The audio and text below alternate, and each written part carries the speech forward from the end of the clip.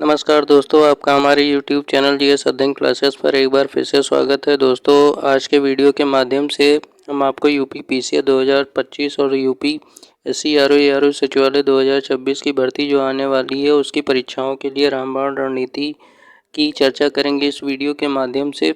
तो दोस्तों, अगर आप हमारे चैनल पर नए हैं तो आप हमारे चैनल को सब्सक्राइब करिए और ज़्यादा से ज़्यादा लोगों तक शेयर ज़रूर करिए ताकि उनको भी इस वीडियो के माध्यम से आगामी परीक्षा के लिए सही रणनीति और मार्गदर्शन मिल सके और उनकी परीक्षा की तैयारी भी अच्छे से हो सके। तो दोस्तों, वीडियो में देर न करते हुए हम यूपी पीसीएस जो कि 2026 की 6 दिसंबर को होने वाली, इसके अलावा आरओ की आगामी परीक्षा का नोटिफिकेशन भी आपको अगले महीने देखने को मिल सकता है। और इसकी प्रारंभिक परीक्षा की अगर बात करें तो आपका जो है आरओ की वो दिसंबर के लास्ट में या तो आपको जनवरी में होने की पूरी संभावना है। बाकी सिलेबस के चेंज के लेकर जो अफवाहें उड़ाई जा रही हैं उसको हमें ध्यान में नहीं देना है। और साथ में जो प्री और मेंस की जो मुख्य परीक्षा का आरओ का सिलेबस है उसी के अनुसार हमको अपनी तैयारी को बरकरार रखते हुए दोनों परीक्षाओं के लिए सामान्य दिन की बेहतरीन रणनीति की चर्चा हम अपनी इस वीडियो के माध्यम से करेंगे। तो वीडियो रामबाण रणनीति साबित होने वाला है। तो आप वीडियो को आखिरी तक जरूर देखिएगा शुरुआत से लेके, इससे आपको काफ़ी ज़्यादा जो है सहायता मिलेगी।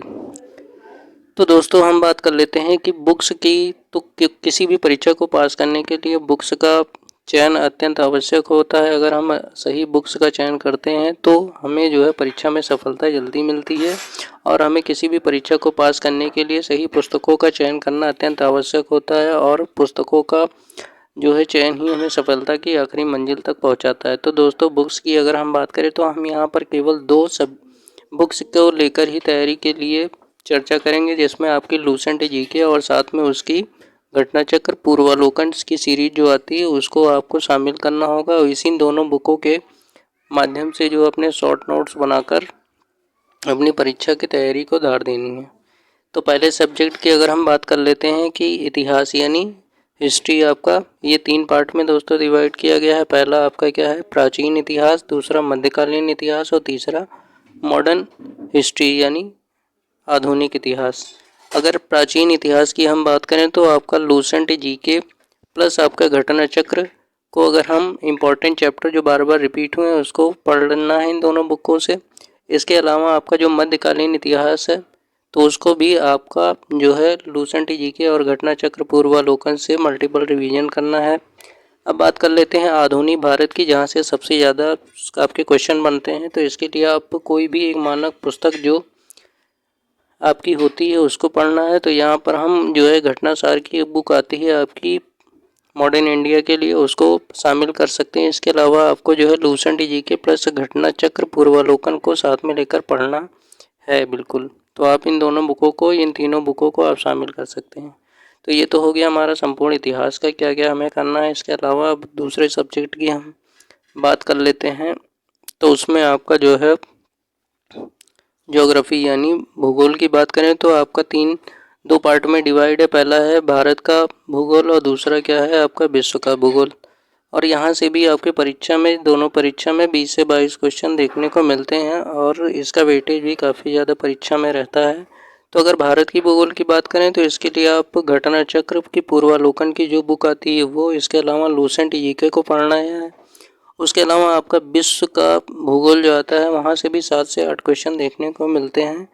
तो उसके लिए भी आपको जो है लूसेंट जीके और आपका घटना चक्र पूर्वालोकन, इन दोनों बुकों को आपको ज़रूर से ज़रूर पढ़ना है। इसके अलावा अगर कोई मानक किताब आप ले सकते हैं, नोट ले सकते हैं, उसको आप ज़रूर इसमें शामिल कर सकते हैं। तो इससे आपको जो है काफ़ी ज़्यादा हेल्प मिलेगी।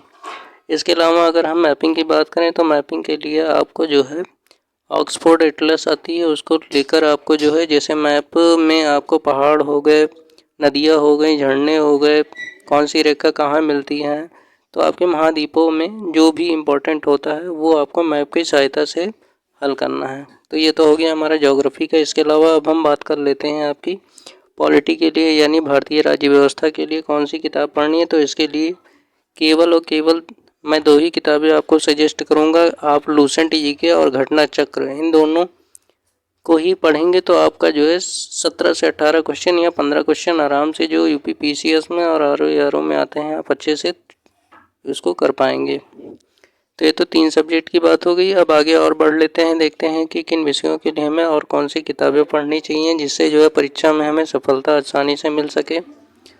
तो दोस्तों, वीडियो में जो बुकें हम आपको बता रहे हैं, अक्सर ये किताबें आपको सभी लोग बताते हैं, वही किताबें हम भी आपको सजेस्ट कर रहे हैं, लेकिन ये किताबों को आप कम मत करिएगा। ये किताबें आपकी जो है रामबाण साबित होंगी।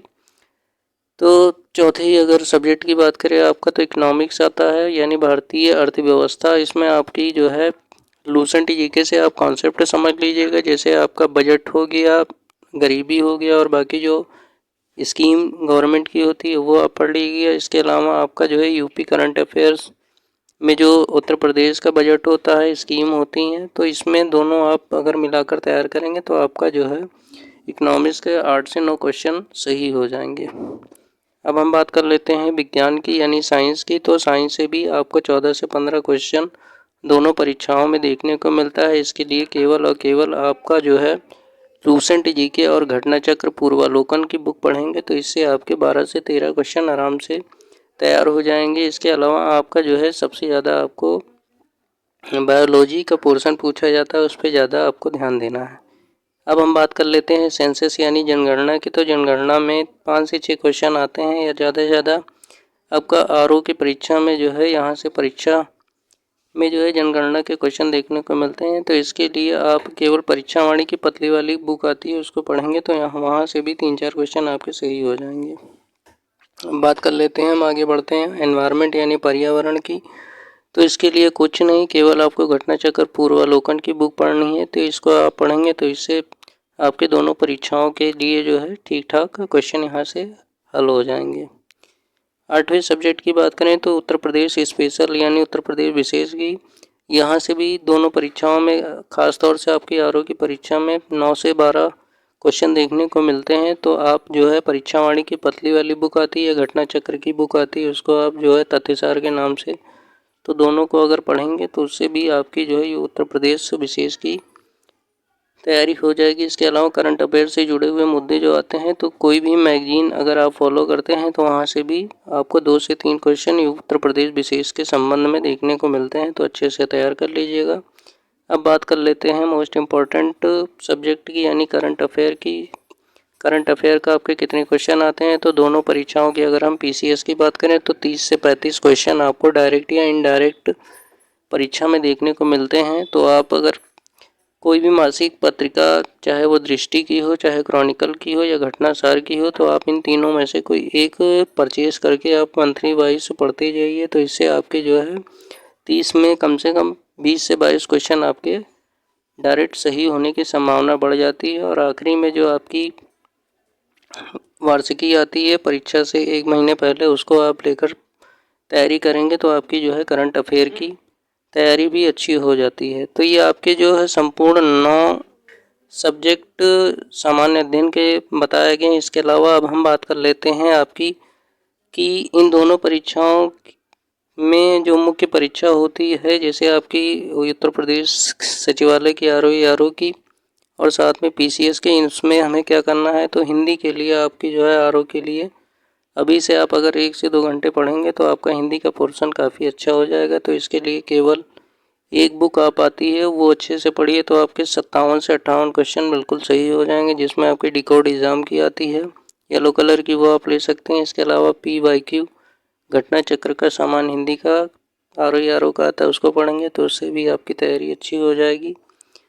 अब बात कर लेते हैं PYQ का। तो PYQ में आपका जो है उत्तर प्रदेश पीसीएस के अभी तक की प्रारंभिक परीक्षा में जो पूछे गए हैं 30 साल के क्वेश्चन, इसके अलावा आरओ के भी 2010 से लेके 2026 तक के यानी 23 तक के जो भी परीक्षा हुई है हमारी प्री और मेंस की, उसके PYQ को सॉल्व करेंगे तो इससे आपके जो है 80 से 90 क्वेश्चन यहीं से देखने को मिल जाएंगे, अगर अच्छे से आप इसका रिवीजन करते हैं।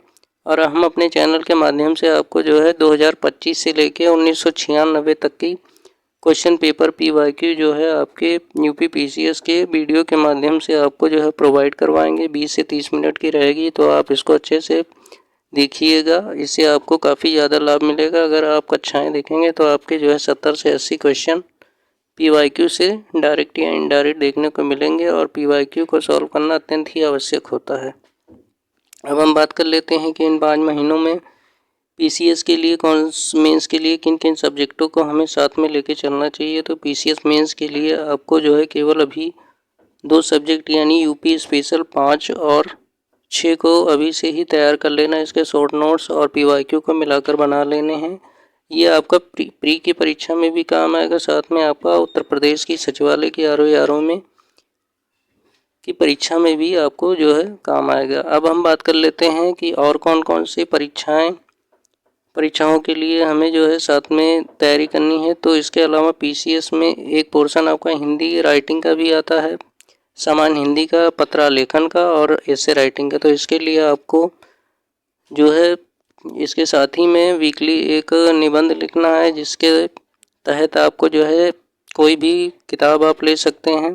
निबंध लेखन के लिए PYQ ले सकते हैं, या आप जो है दृष्टि की बुक आती है उससे आप ले सकते हैं। तो इससे आपकी जो है तैयारी अच्छी हो जाएगी ऐसे राइटिंग की। ऐसे राइटिंग के लिए सबसे बढ़िया होता है कि आप कोई भी अखबार का एडिटोरियल पढ़िए, इससे आपको जो है काफ़ी ज़्यादा समझ ऐसे राइटिंग के लिए विकसित हो जाती है। इसके अलावा अगर हम बात करें पत्रालेखन की, तो पत्रालेखन के लिए आपको जो उत्तर प्रदेश शासन आदेश पे जो पत्र पड़े हुए हैं वहाँ से आप जो है पत्र जो 9 प्रकार के 6 प्रकार के पत्र आते हैं उसको जो है चाहे PCS की परीक्षा में हो चाहे RO में, तो उसके लिए आपको जो है वहाँ से अच्छा खासा जो है ऑथेंटिक कंटेंट मिल जाए। इसके अलावा अगर बुक्स की बात करें तो आप S कुमार सर की बुक लेके अच्छे से जो है पत्रों की फॉर्मेटिंग और बाकी चीज़ों को वहाँ से सीख सकते हैं। अगर ऐसी की बात करें तो ऐसे राइटिंग के लिए किसी भी पब्लिकेशन की बुक लेकर आप PYQ को माध्यम बनाकर ऐसे कैसे लिखा जाता है उसकी भी आप प्रैक्टिस कर सकते हैं।